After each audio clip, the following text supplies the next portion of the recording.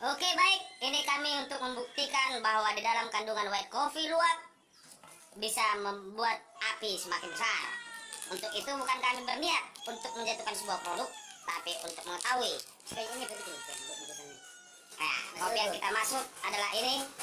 Masih utuh ya? Masih utuh. Belum ada. Bisa dibuka. Belum ada ya. Kita mau minta pernyataan dari produk white coffee. Ancaman kesehatan bagi manusia. Oke.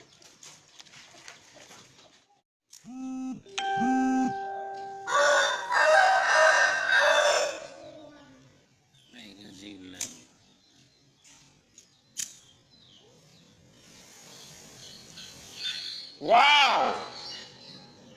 What happened?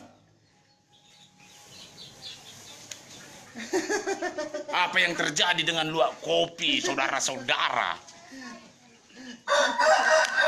Untuk itu, BPOM harus membuat pengujian terhadap kandungan daripada white coffee. Perhatikan.